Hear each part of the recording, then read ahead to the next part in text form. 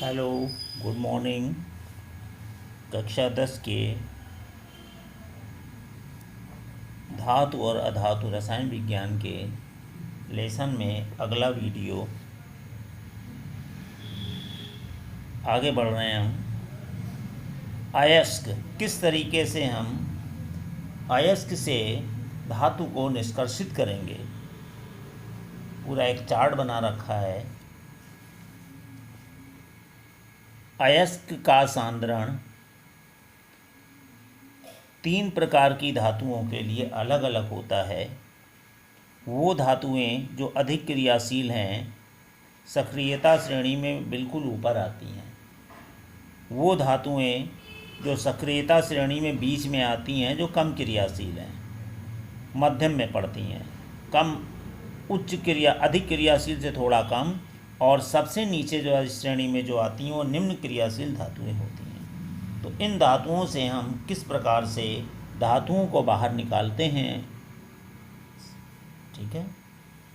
तो सबसे पहले उच्च क्रियाशील धातुएं अगर हैं तो उनको गलित धातु का विद्युत, वो गलित अवस्था में होती हैं क्योंकि बहुत अधिक क्रियाशील होती हैं, बहुत तेज़ी से क्रिया करती हैं, इसलिए वो गलित अवस्था में होती हैं। तो गलित धातु का विद्युत अपघटन किया जाता है। इलेक्ट्रिक से विद्युत से अपघटन करते हैं, और विद्युत अपघटन करने पर शुद्ध धातु आपको मिल जाती है। अगर मध्यम क्रियाशील धातु है तो 2 अयस्कों में पाई जाती है, कार्बोनेट अयस्क और सल्फाइड अयस्क में। कार्बोनेट अयस्क से अगर हम धातुओं का निष्कर्षण करेंगे तो निस्तापन की क्रिया की जाती है। निस्तापन की क्रिया में कम ऑक्सीजन की आवश्यकता पड़ती है, नहीं के बराबर ऑक्सीजन। और सल्फाइड अयस्क से अगर हम करना चाहते हैं तो भर्जन की क्रिया लगानी पड़ती है। भर्जन की क्रिया में हमको वायु की आवश्यकता पड़ती है। तो इसको सीमित वायु में उच्च ताप पर गर्म करते हैं, इसको अधिक वायु में उच्च ताप पर गर्म करते हैं। दोनों से ही धातु का ऑक्साइड बनता है। तो पहला काम है, कार्बोनेट अयस्क है या सल्फाइड अयस्क है, निस्तापन या भर्जन की क्रिया से पहले धातु का ऑक्साइड प्राप्त कर लेते हैं। उसके बाद धातु का ऑक्साइड से धातु को निकालना आसान होता है, धातु में अपचयन कर लेते हैं, अंत में धातुओं को शोधित करके शुद्ध धातु प्राप्त कर लेते हैं। ये जो मध्यम में पड़ती बीच वाली, और जो निम्न क्रियाशील धातु हैं वो अधिकतर सल्फाइड के अयस्क में होती हैं।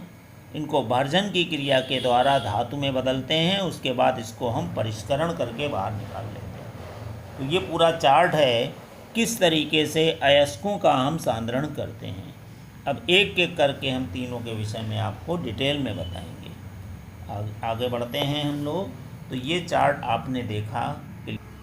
अब आते हैं अयस्कों का समृद्धिकरण, मतलब निकालना। अब आप देखिए, पृथ्वी से जो प्राप्त अयस्क, कहाँ से अयस्क निकलेगा आपका, खनन करके, खोद कर अंदर से खनन होता है, तो उससे अयस्कों में जो अयस्क निकलता है उसमें मिट्टी, रेत आदि की कई अशुद्धियाँ मिली होती हैं।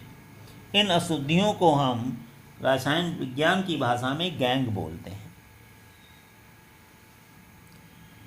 नंबर 2, धातुओं के निष्कर्षण से पहले अयस्क से अशुद्धियों को हटाया जाता है।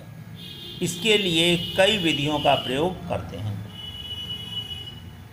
अब सबसे पहले आ रही है कम क्रियाशील धातुओं का निष्कर्षण। कम क्रियाशील धातुओं का निष्कर्षण कैसे करेंगे?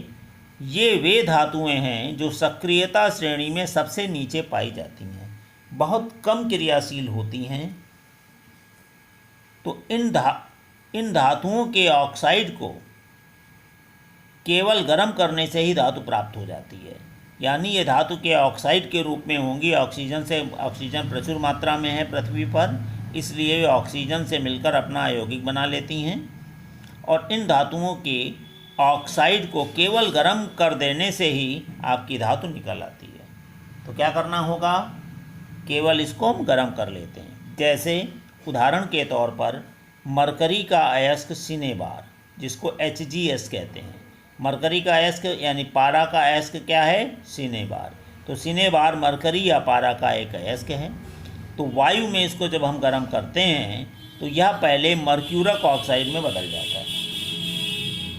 जो ये आपका सिनेबार है, जिसको कि हम HgS कहते हैं, इसको सबसे पहले हम लोग मर्क्यूरिक ऑक्साइड HgO में बदल लेते हैं और अधिक गर्म करने पर यह मरकरी पारे में अपचयित हो जाती है। इस प्रकार हम देखते हैं विक्रिया। तो पहले मर्क्यूरस सल्फाइड जो था HgS सिनेबार, इसको हम गर्म करते हैं, वायु में गर्म करेंगे तो वायु होगी, तो ये बदल जाता है मर्क्यूरिक ऑक्साइड में, ठीक है, और सल्फर डाइऑक्साइड गैस भी प्राप्त होती है। ये किस में बदल जाता है? मर्क्यूरिक ऑक्साइड में, ठीक है। तो ये बदल जाता है मर्क्यूरिक ऑक्साइड में और सल्फर डाइऑक्साइड बनती है गैस। अब फिर से मर्क्यूरिक ऑक्साइड को हम गर्म करते हैं, मरकरी अलग हो जाती है, यानी पारा अलग हो जाता है और साथ में ऑक्सीजन गैस निकल आती है। तो ये बहुत आसान विधि है सबसे निम्न क्रियाशील धातुओं को निष्कर्षित करने की। उदाहरण के रूप में प्राकृतिक रूप से कॉपर का सल्फाइड के रूप में उपलब्ध तांबा या कॉपर को केवल वायु में गर्म करके इससे अयस्क से अलग किया जा सकता है। अभी तक आपने देखा था मरकरी को। अब कॉपर में प्राकृतिक रूप से कॉपर का सल्फाइड के रूप में उपलब्ध तांबा या कॉपर को केवल वायु में गर्म करने से इसके अयस्क से हम अलग कर सकते हैं। अब क्रिया कैसे होगी? कॉपर का सल्फाइड प्लस 3O2 ऑक्सीजन गर्म किया, कॉपर का ऑक्साइड बना और साथ में सल्फर डाइऑक्साइड बनी।